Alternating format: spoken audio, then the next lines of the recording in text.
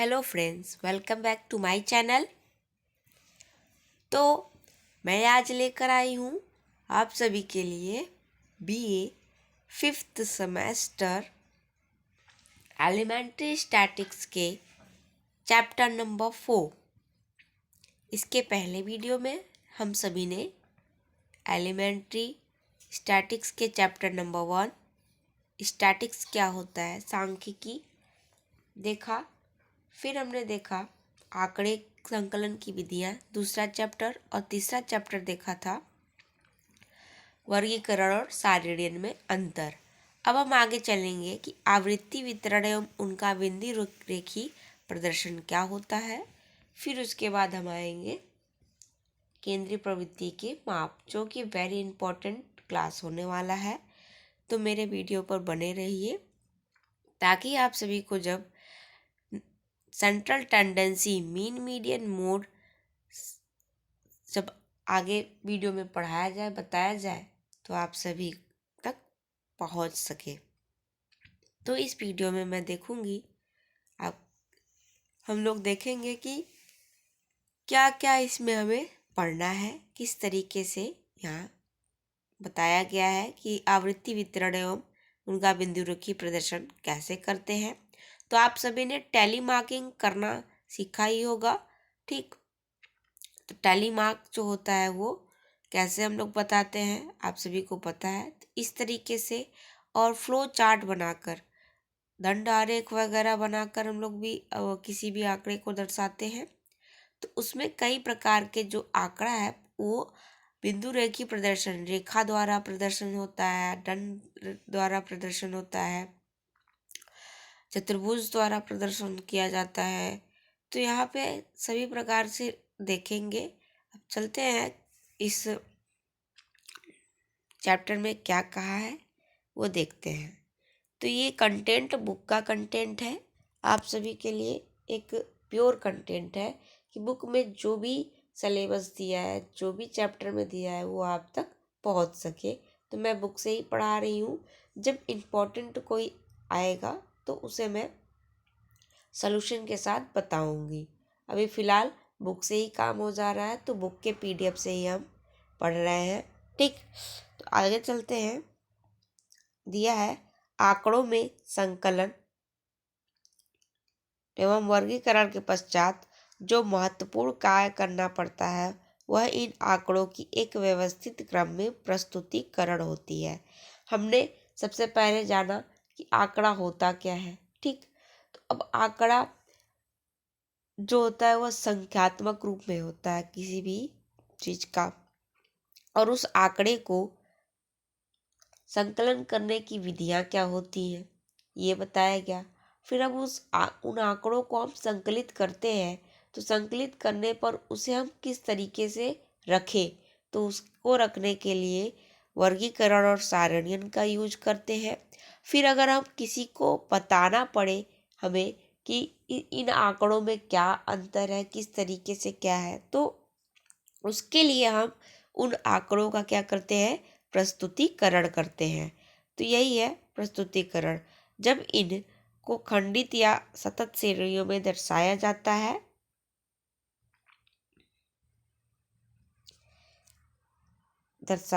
है तो उसे आवृत्ति वितरण कहते हैं। किसे आवृत्ति वितरण करते हैं? वह आंकड़े जो व्यवस्थित क्रम में प्रस्तुत किए जाते हैं उनको खंडित तथा सतत श्रेणियों में दर्शाया जाए तो उसे आवृत्ति वितरण कहते हैं।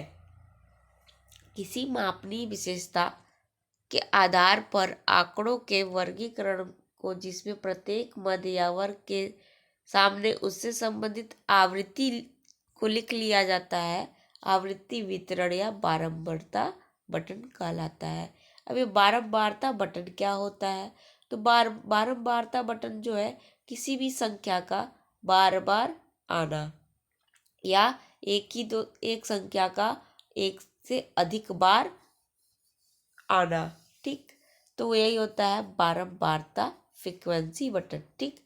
आगे दिया है अन्य शब्दों में चर के आधार पर वर्गीकरण का सारणी के रूप में प्रदर्शन, जबकि मूल्य या मूल्यों के वर्ग के सामने उससे संबंधित आवृत्ति को लिखा जाता है।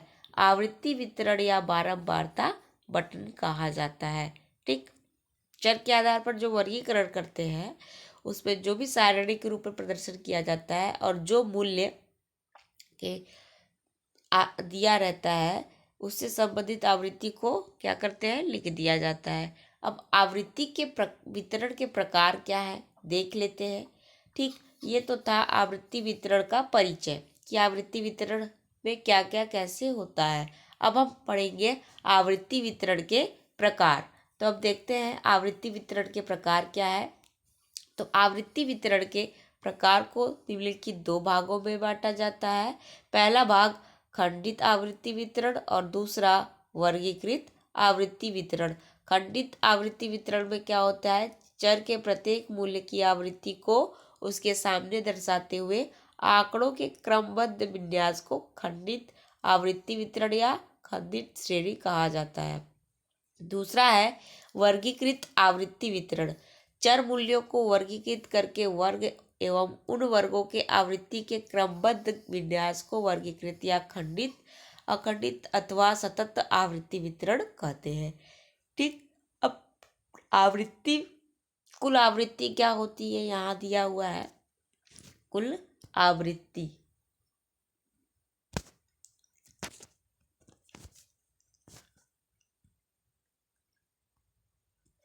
यहाँ दिया है कुल आवृत्ति ना, तो एक वर्ग के अंतर्गत आने वाले मदों की संख्या को आवृत्ति कहते हैं तथा सब वर्गों की मदों की संख्या का योग वितरण ही कुल आवृत्ति कहलाता है।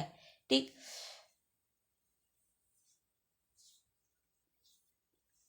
इसको मैं एक बार कॉलम में बनाकर आप सभी को बता दूंगी और इसके आगे की वीडियो स्किप मत करिएगा क्योंकि वेरी इंपॉर्टेंट होने वाली है। ठीक, क्योंकि हम जानेंगे कि जो भी वितरण प्रणाली है उसके लिए कौन कौन से प्रकार के यूज किए जाते हैं, किस तरीके से चार्ट बनाया जाता है। ठीक, अब आगे दिया है खंडित एवं विच्छिन्न आवृत्ति श्रेणी बनाने की विधि। तो आवृत्ति वितरण के दो प्रकार होते हैं, खंडित श्रेणी और एक अखंडित श्रेणी। ठीक, तो खंडित श्रेणी में क्या होता है कि जो भी आंकड़ा होता है उसमें क्या होता है, मूल्य जो भी हो आरोही और अवरोही क्रम में दिए होते हैं। जैसे एग्जाम्पल में उदाहरण नंबर 1 दिया है आप सभी के सामने। ठीक, तो खंडित या विच्छिन्न आवृत्ति वितरण बनाने के लिए विभिन्न चर मूल्यों को आरोही या अवरोही क्रम में व्यवस्थित कर लिया जाता है तथा उनके सम्मुख उनसे संबंधित बारंबारताओं को लिख दिया जाता है। चर मूल्यों के किसी मूल्य की जितनी बार पुनरावृत्ति होती है वह उसकी बारंबारता कहलाती है। मतलब कोई भी जो संख्या है वो एक से अधिक बार वही बार बार आए तो वो उसका क्या हो जाता है, फ्रीक्वेंसी हो जाती है या बारंबारता हो जाती है। तो उदाहरण में यहाँ दिया है खंडित आवृत्ति वितरण की रचना विधि को समझाते हुए निम्न समंकों से एक खंडित आवृत्ति वितरण बनाइए। तो यहाँ पे आप सभी को पूरा ऐसे एक पैराग्राफ पे दे दिया है, संख्याएं दे दी गई है। इसमें जो भी संख्या है आगे पीछे करके दी है। पहले हम इसे क्या करेंगे, अरेंज करेंगे, इसको क्रमबद्ध बनाएंगे, एक क्रम से लिखेंगे।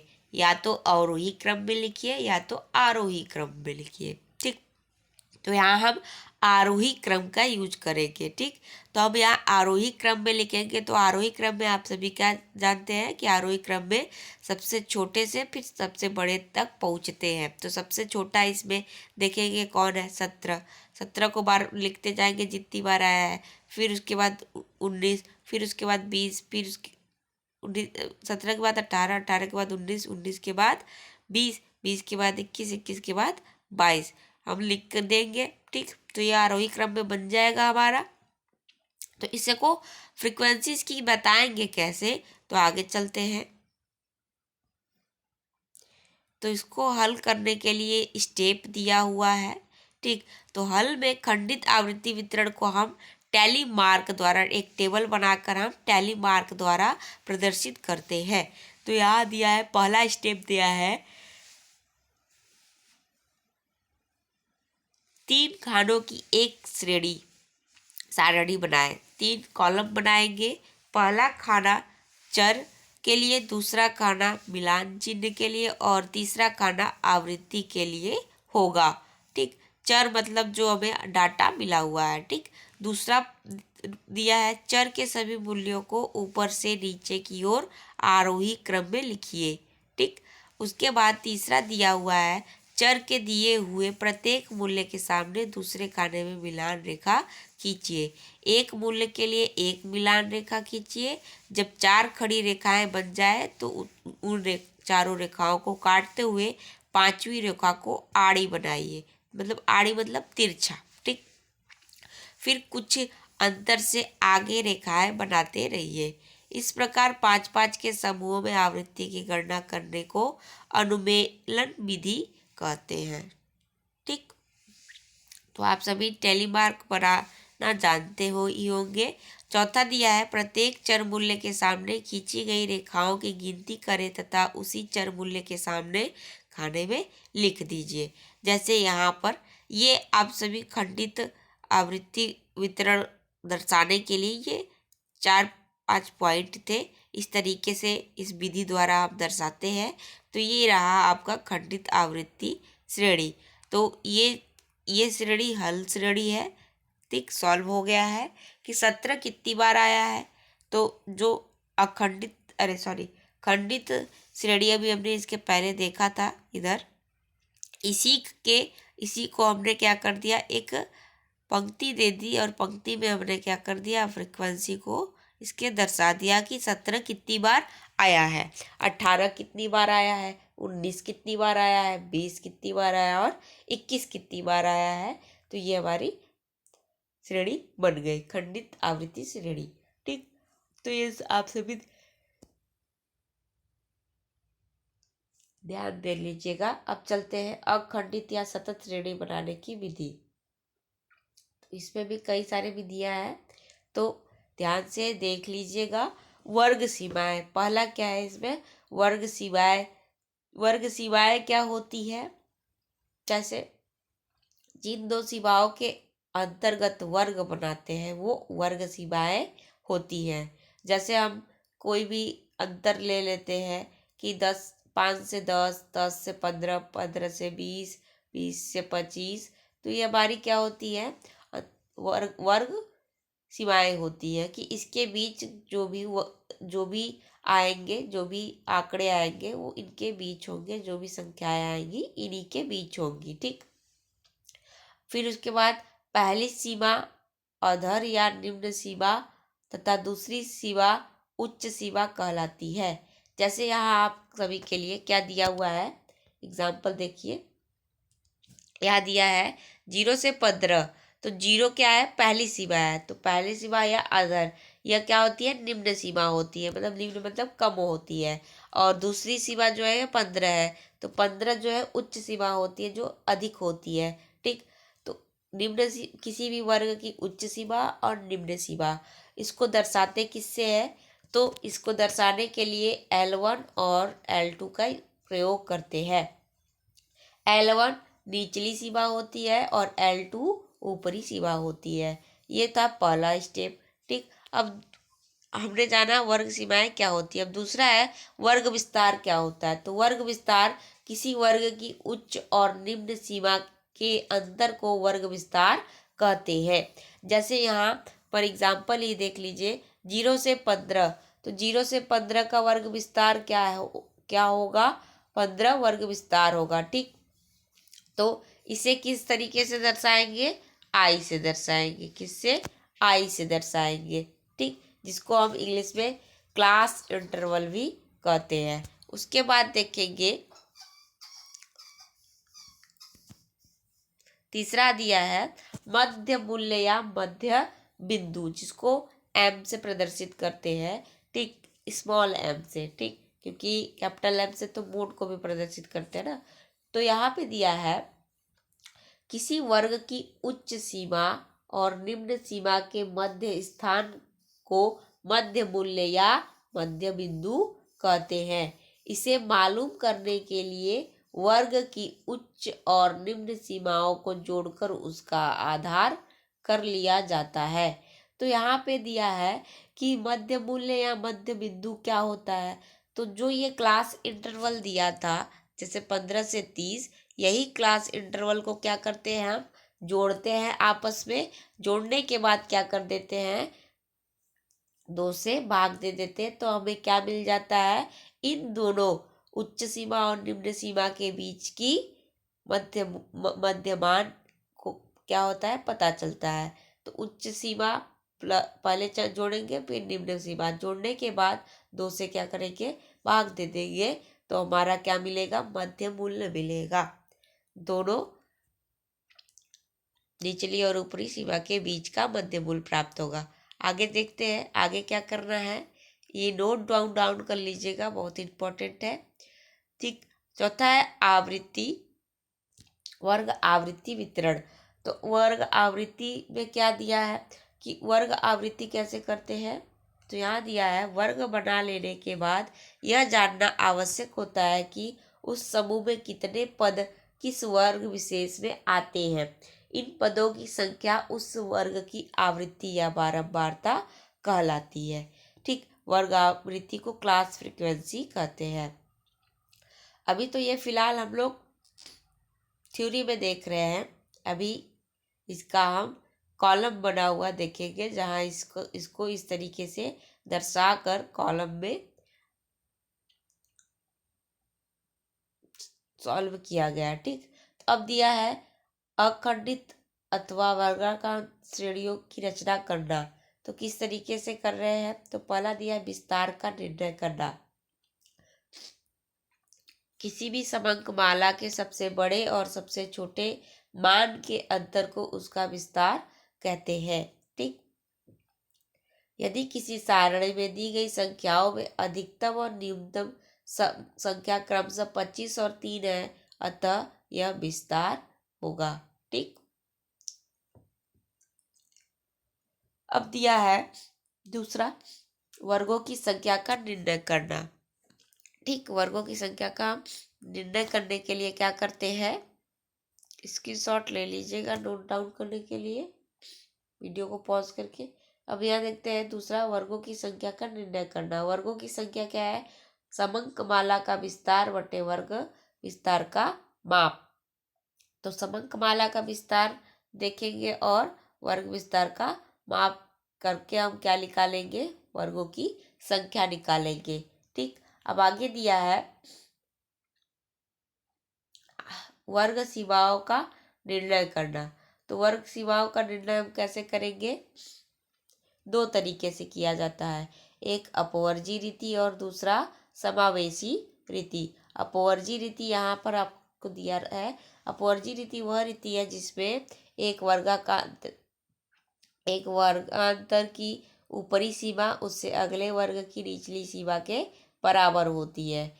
इस रीति को अपवर्जी रीति इसलिए कहा गया है, यदि कोई पद किसी वर्गांतर की ऊपरी सीमा के बराबर होता है तो उस पद को वर्ग में शामिल नहीं किया जाता है, वह पद अगले वर्ग में शामिल किया जाता है। जैसे एग्जाम्पल यहाँ पे दिया है, 2 से 10 अंक प्राप्त करने वाले छात्र को 0 से 10 के वर्गांतर में शामिल नहीं किया जाएगा। क्यों नहीं किया जाएगा, उसे 10 से 20 के वर्गांतर में रखा जाएगा। इस प्रकार 20 अंक प्राप्त करने वाले छात्र को 10 से 20 के वर्गांतर में सम्मिलित नहीं करके 20 से 30 के वर्गांतर में सम्मिलित किया जाएगा। दूसरा होता है समावेशी रीति। समावेशी रीति में क्या होगा, इस रीति के अंतर्गत वर्गांतर की ऊपरी सीमा अगले वर्गांतर की निचली सीमा के बराबर नहीं होती है, बल्कि वर्गांतर की निचली तथा ऊपरी सीमा से संबंधित दोनों पद वर्गांतर में शामिल किए जाते हैं। जैसे 0 से 9 के वर्गांतर में 0 से लेकर 9 तक की संख्याएं शामिल की जाएगी। 10 से 19 वर्गांतर में 10 से 19 तक की संख्याएं क्या होगी, शामिल की जाएंगी, उसके बाद की नहीं। तो ये समावेशी रीति के अनुसार बनाए जाने वाले वर्गांतर को स्पष्ट करने के लिए हम आगे देखेंगे ये कॉलम। तो ये हमारे पास कॉलम है। इस तरीके से हम क्या करते हैं, किसी भी समावेशी रीति द्वारा आंकड़ों को दर्शाते हैं जो कि 0 से 9 के बीच में आती है, उसके बाद की नहीं आती है। ठीक, अब चौथा है आरोही तथा अवरोही क्रम वाली समंकमाला। अब इसमें आरोही और अवरोही वाली समंकमाला को हम इस तरीके से प्रदर्शित करते हैं, देख लीजिए यहाँ पर। एक आरोही क्रम है और एक अवरोही क्रम है।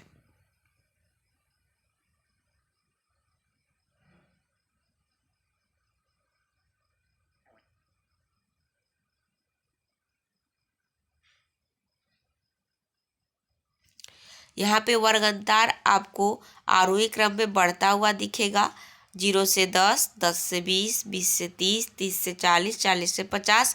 लेकिन यही आरोही क्रम वाली समंकमाला में 40 से 50, 30 से 40, 20 से 30, 10 से 20 और 0 से 10। निचली सीमा में भी 10-10 घट रहा है और ऊपरी सीमा में भी 10-10 क्या हो रहा है, घट रहा है। तो ये आरोही क्रम समंकमाला होगी। ठीक, आगे अब देखते हैं खुले सिरे वाली समंकमाला। अब यहाँ खुले सिरे वाली समंकमाला में क्या होता है कि समंकमाला में किसी वर्गांतर की कोई सीमा नहीं दी होती है, या खुले सिरे वाली समंकमाला होती है। तो यहाँ पे जो ये स्टार्टिंग का वर्गांतर है, यहाँ पे जो है 10 दिया है, सिर्फ यहाँ खुला हुआ है, और लास्ट वाला भी जो है 40 है, उसके बाद का नहीं है। ठीक, आगे देखते हैं। इस तरीके से ये सॉल्व किया गया है। फिर है छठा आवृत्तियों का विन्यास। आवृत्तियों का विन्यास चाहे अपवर्जी या समावेशी रीति का पालन किया जाए, आवृत्ति उसी अनुसार भरी जानी चाहिए। आगे देखते हैं संचयी आवृत्ति। अब ये संचयी आवृत्ति आप सभी को पता ही होगा, आप सभी ने किया ही होगा। जिन्होंने मैथ लिया होगा उनको तो ये सब अच्छे से कंफर्म पता होगा, और जो मैथ नहीं पढ़े होंगे, 10 तक तो पढ़े ही होंगे, तो 9 तक 8 तक तो पढ़े ही होंगे, तो उन्हें पता ही होगा कि टेलीमार्क क्या है, फ्रिक्वेंसी क्या है, मीन मीडियन मोड क्या है, संचयी आवृत्ति क्या है। ये सब बस बेसिक डिटेल है। ठीक, अभी तो मेन आगे पढ़ना बाकी है। तो अब चलते हैं संचयी आवृत्ति कैसे बनती है। संचयी आवृत्ति दो तरीके से बनाई जाती है। एक तो आवृत्ति लिखते समय उच्च सीमा से कम वाली आवृत्ति, और दूसरा उच्च सीमा से अधिक वाली आवृत्ति। दो तरीके से हम संचयी आवृत्ति को दर्शाते हैं। तो ये पढ़ लीजिएगा आप सभी नोट्स। आगे देखते हैं। ये जो दिया हुआ है, ये आवृत्ति जो दी हुई है, ये उच्च सीमा के आधार पर संचयी आवृत्ति लिखते समय उसे कम वाला और शब्द का प्रयोग किया जाता है। फिर निचली सीमा के अनुसार संचयी आवृत्ति लिखने से अधिक का प्रयोग किया जाता है। तो यहाँ संचयी आवृत्तियाँ दी हुई हैं। ऊपरी सीमा से कम वाले को से कम संचयी आवृत्ति कहते हैं, और निचली सीमा से अधिक वाले को हम से अधिक आवृत्ति कहते हैं। ठीक, आपको ये बात समझ आई कि नहीं? कमेंट बॉक्स में हाँ या ना बोले। कि से कम संचयी आवृत्ति क्या है? 18 से कम। जैसे यहाँ हमारा वर्गांतर दिया है 15 से 18, तो 18 से जो कम होगा वह क्या होगा? से कम संचयी आवृत्ति होगा।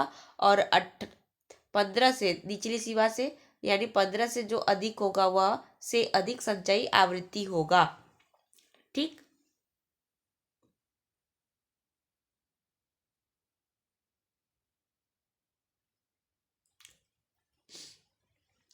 तो हम यहाँ क्या करते हैं, जब से कम वाला होता है तो से कम वाले में हम क्या करते हैं यहाँ पर कि जो हमारा यहाँ मान दिया हुआ है,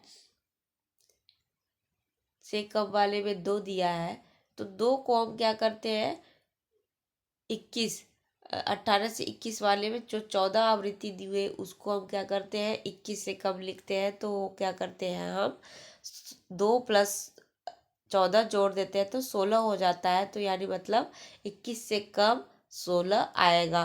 फिर उसके बाद 24 से कम 16 में हम फिर 8 जोड़ देते हैं तो 24 से कम हो जाता है।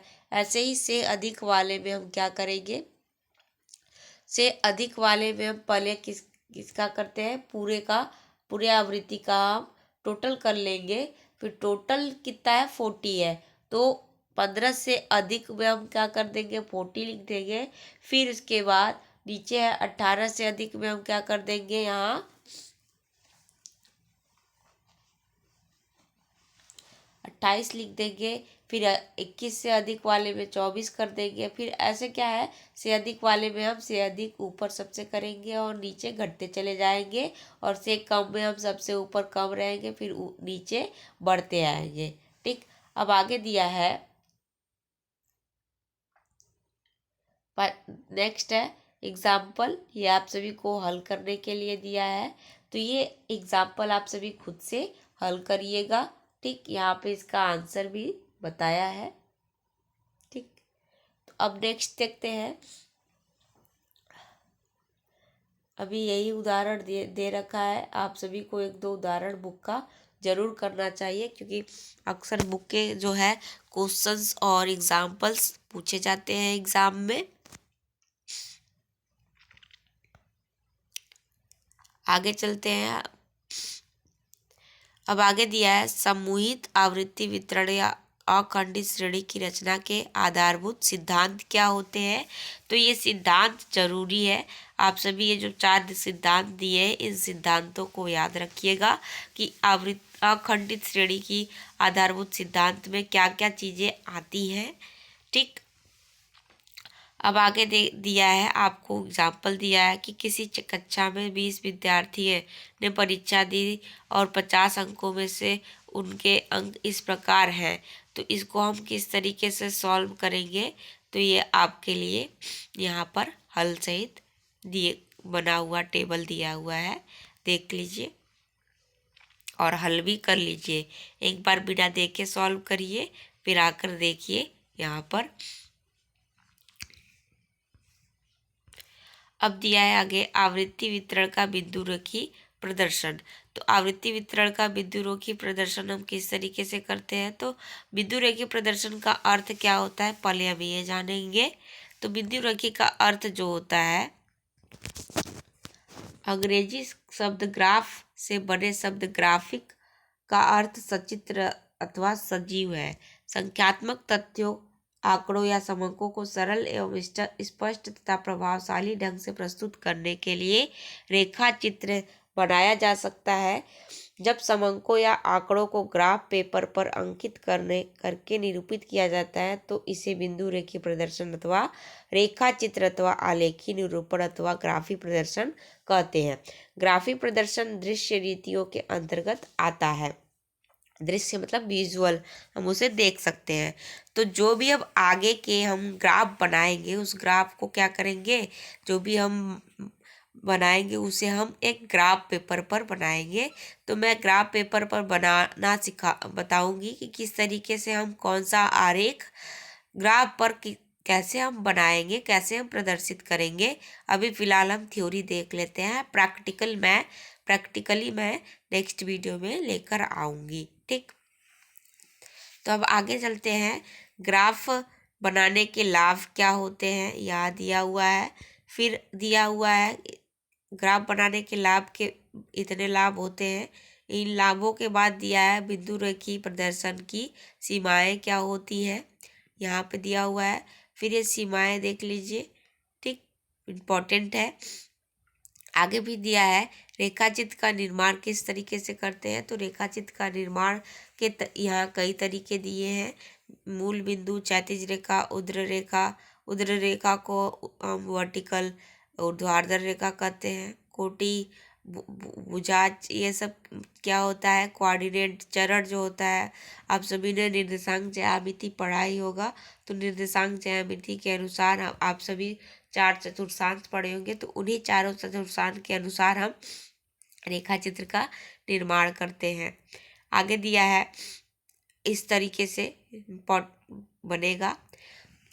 ठीक, देख लीजिए ध्यान से और लिख भी लीजिएगा।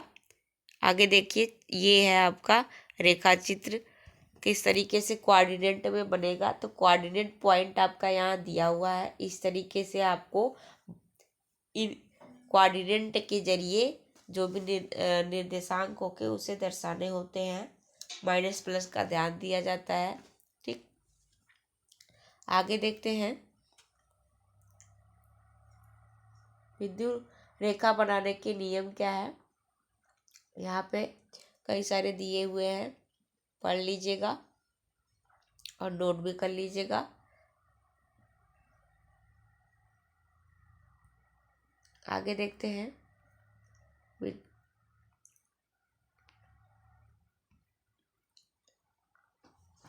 अब आगे देखेंगे आवृत्ति वितरण के रेखा चित्र। तो रेखा चित्र कितने प्रकार के होते हैं यहाँ बताया गया है। तो आवृत्ति वितरण के रेखा चित्र 5 तरीके से बताए गए हैं। पहला रेखा आवृत्ति चित्र, दूसरा आवृत्ति आयत चित्र, तीसरा आवृत्ति बहुभुज, चौथा आवृत्ति वक्र, पांचवा संचयी आवृत्ति वक्र या वजाई ओजाई वक्र। यदि आप सभी को इन वक्रों को बनाने की ज़रूरत है, इन चित्रों को प्रैक्टिकली समझना है, तो कमेंट बॉक्स में कमेंट जरूर करिए। ठीक, तभी मैं लेकर आऊँगी आपके लिए स्पेशल वीडियो, जिसमें आप सभी को बनाना सिखाएंगे कि किस तरीके से ये आकृतियाँ बनती हैं आवृत्ति वाले। अभी फ़िलहाल हम थ्योरी देख लेते हैं, थ्योरी के साथ साथ इसके एग्जाम्पल्स को भी। तो रेखा आवृत्ति चित्र इस तरीके कैसे बनता है यहाँ दिया हुआ है, और ये एक उदाहरण दिया हुआ है। उदाहरण को देखते ही आप समझ जाएंगे। ठीक, पहले आप नोट डाउन कर लीजिए ये, क्योंकि पूरा दोनों चीज़ एक साथ नहीं दिख पाएगा। आगे देखते हैं। ये आपका रेखा चित्र इस तरीके से ये बनता है। पहला ये जो है आवृत्ति रेखा चित्र है, और दूसरा आवृत्ति दंड चित्र है। अब आगे चलते हैं। आवृत्ति आयत चित्र क्या है देखते हैं। तो आवृत्ति आयत चित्र इस तरीके से बनाने की विधियां हैं, और क्या होता है देख लीजिए ध्यान से।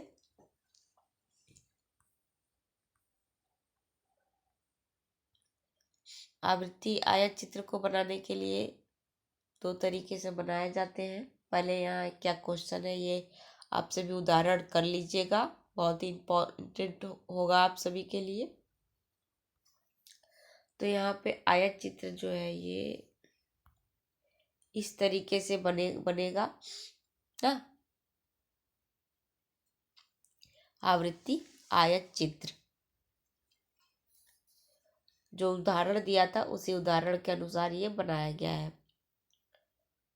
अब इसका ये जो दिया हुआ है यहाँ वर्गांतर ज्ञात हो जाने पर निम्न सूत्रों की सहायता से वर्गों की दोनों सीमाएं ज्ञात कर ली जाती हैं। तो ये फॉर्मूला याद रखिएगा, भूलिएगा नहीं। अब नेक्स्ट एग्जाम्पल दिया है। अब इसके बाद सभी एग्जाम्पल्स दिए हुए हैं। ये आयत चित्र बनाने के लिए आपको उदाहरण दिया गया है एक। अब बनाए इस, एक बार आप ट्राई खुद करिए, फिर उसके बाद यहाँ पर आपको सोल्यूशन दिया हुआ है। इस सोल्यूशन को देख लीजिए किस तरीके से यह बना हुआ है। ठीक, अब आगे दिया है असमान वर्ग दिया है असमान वर्ग अंतरों का आयत चित्र किस तरीके से बनता है। तो इसके लिए पहले यहाँ पे कुछ बातें बताई गई हैं, वो पढ़ लीजिए, लिख लीजिए। हाँ, थोड़ी मेरी तबीयत इधर भी बहुत ही ज़्यादा सीरियस हो गया था, इस वजह से मैं वीडियो सही से बना नहीं पा रही हूँ। अब आधे घंटे से बोल रही थी, इसलिए अब बोलने की क्षमता जो है कैपेसिटी कम हो गई है। अब फटाफट आप सभी देख लीजिएगा, फिर नेक्स्ट वीडियो में हम लेकर आएंगे।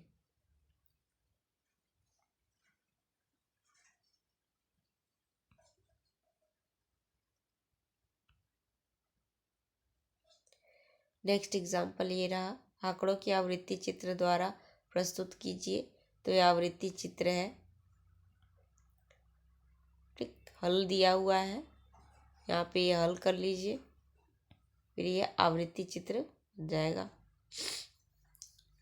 उसके बाद हमें आवृत्ति आयत चित्र।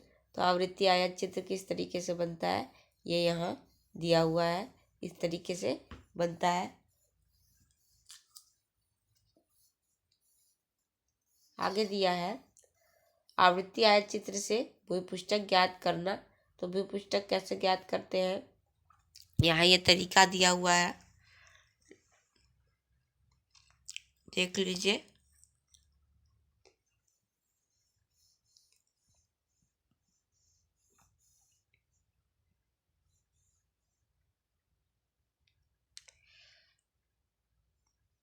मैं विधि के साथ साथ आपको उदाहरण भी दिए हुए हैं। ये आपको ये उदाहरण आपका है। इस उदाहरण के साथ में ही ये चित्र कैसे बनाया जाएगा ये दिया हुआ है। अभी मैं आप सभी को बताऊंगी कि कैसे चित्र बनाते हैं। फिर ये भूपृष्ठक की जांच करना है, दिया है कि अगर हमारा जो भूपृष्ठक बनाया हुआ सही है, बना है कि नहीं, यहाँ पर जांच सकते हैं। भूपृष्ठक की जांच करने के लिए फॉर्मूला दिया है, ठीक। फिर है आवृत्ति बहुभुज। हम आवृत्ति बहुभुज फ्रीक्वेंसी पॉलीगन कैसे बनाते हैं, ये मेथड यहाँ दिया है, ये उदाहरण दिया है। उदाहरण को ही हम क्या करेंगे, ग्राफ पर प्रदर्शित करेंगे। तो इस तरीके से हमारा आवृत्ति बहुभुज बनेगा। अब आगे दिया है आवृत्ति वक्र। तो आवृत्ति वक्र जो होता है दो तरीके से होता है। ये आवृत्ति वक्र क्या होता है, यहाँ आप सभी देख लीजिएगा। फिर यहाँ आप देखते हैं आवृत्ति वक्र बना हुआ है इस तरीके से। फिर संचयी आवृत्ति वक्र या वोजाई वक्र क्या है, यहाँ दो तरीके से बनता है। से कम और से अधिक दोनों संचयी आवृत्ति बहुभुज बनाए जाते हैं। तो देख लीजिए, यहाँ से कम बहुभुज क्या होता है, फिर उसके बाद से अधिक बहुभुज क्या होता है। फिर अब आगे चलेंगे उदाहरण की तरफ। उदाहरण दिया हुआ है, ये उदाहरण दिया हुआ है। अब इस उदाहरण के अनुसार हम से कम और से अधिक आवृत्ति बनाने के लिए दिया है। से कम वाला बनेगा, यहाँ ये उदाहरण दिया हुआ है, इस तरीके से कम वाली आवृत्ति बनेगी, जिसको ओजाइक वक्र भी कहते हैं। फिर इसके बाद से अधिक वाला भी बनेगा, इसके लिए सलूशन भी करना पड़ता है। ये रहा आपका से अधिक वाला संचयी आवृत्ति का उदाहरण।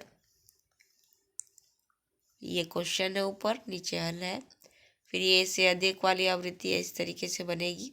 अभी मैं प्रैक्टिकली एक वीडियो लेकर आऊँगी जिसमें हम से अधिक से कम आवृत्ति किस तरीके से बनाते हैं बताया जाएगा। फिलहाल अभी ये उदाहरण देख लीजिए आप सभी, और इसे एक बार करने की कोशिश करिएगा।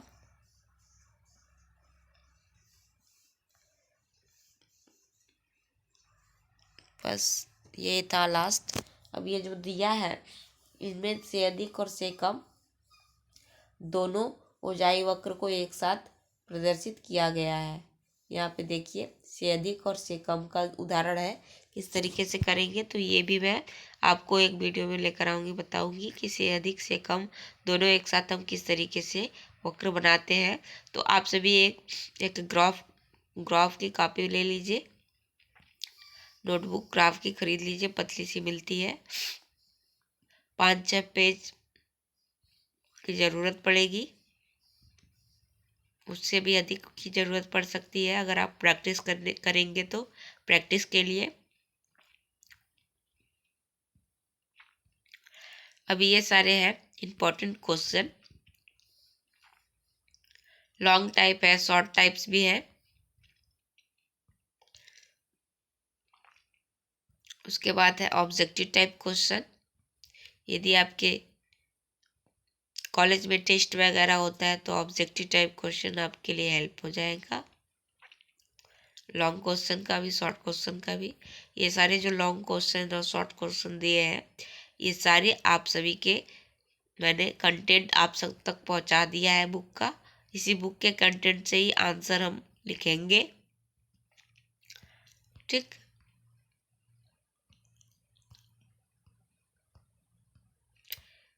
मिलते हैं नेक्स्ट वीडियो में। नेक्स्ट चैप्टर नंबर 5 लेकर आऊँगी। फिर उसके बाद 6 वाला वेरी इंपॉर्टेंट है। फिर यहाँ पे आप सभी को कुछ क्वेश्चंस दिए हुए हैं, ये बहुत ही इम्पोर्टेंट है जो आपको सॉल्व करने हैं। और प्लीज़ जो भी वीडियो देखते हैं उसे लास्ट तक ज़रूर देखें, क्योंकि लास्ट में कुछ न कुछ होता ही है। तो आप सबके लिए ये देखिए एक अच्छा सा गिफ्ट है कि क्वेश्चन को आप सॉल्व करिए, है ना। अगर सॉल्व ना हो पाए तो फिर मुझसे बोलिए, मैं सलूशन इसका ला दूंगी। इस तरीके से क्वेश्चंस देती है ये बुक में, ठीक। अगर सॉल्व करना है तो करिए, वरना बताइए, कमेंट करिए कि नहीं बताइए, समझ नहीं आया। सब